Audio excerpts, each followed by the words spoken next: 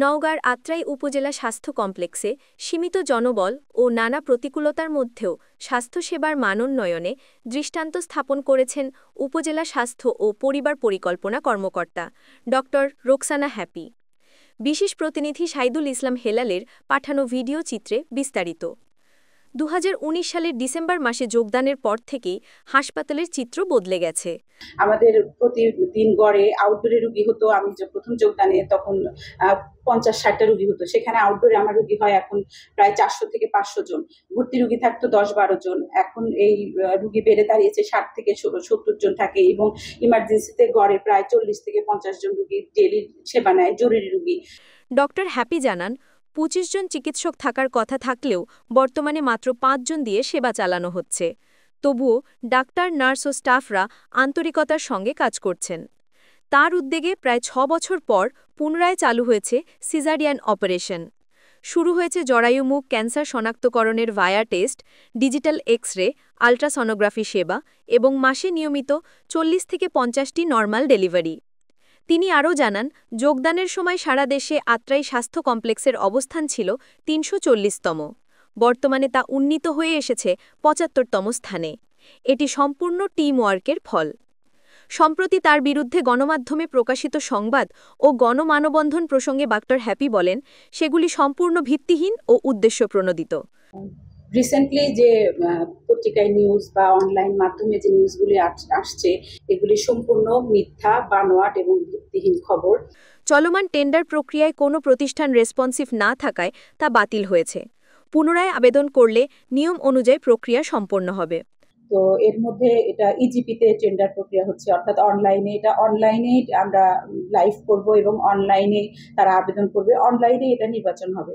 50 শয্যার হাসপাতাল হলেও জনবল আছে মাত্র 31 শয্যার সমান। মেডিকেল অফিসার থাকার কথা 14 জন, আছেন মাত্র 5 জন।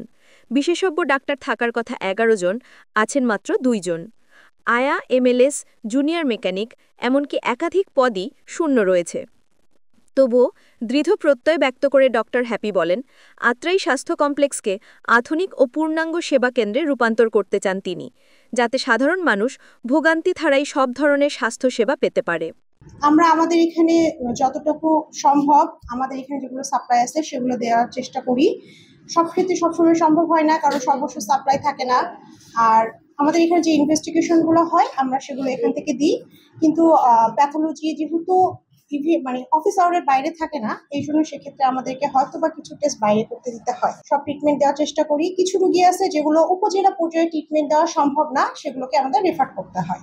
আমরা ওয়ার্কিং ডক্টর 3 জন মিলে ইমার্জেন্সি সামলাচ্ছি, সপ্তাহে 7 দিন 24 ঘন্টা। এই রুমে চেক আপ দেই। গর্ভবতী মহিলাদের যে শুরু থেকে 9 মাস অবধি যে চেক আপ দেওয়া হয়, কন্টিনিউ এটা দেওয়া হয়। শুধু সরকারি ছুটির দিন বাদে সব দিনই খোলা থাকে। সকাল 8টা থেকে শুরু হয় 2টা পর্যন্ত। ম্যাডাম মানুষ হিসাবে আসলে অনেক ভালো। তার সম্পর্কে আমি অবগত যে পেপার পত্রিকায় যেগুলো আসতেছে আমার মনে হয় না সেগুলো সঠিক। আমাদের এখানে যে কটা হয় সে কটাই আমরা করি। সেল কাউন্টার মেশিন এখানে সে কিনে দিতে পারবে না, সেগুলো এখানে হয় না।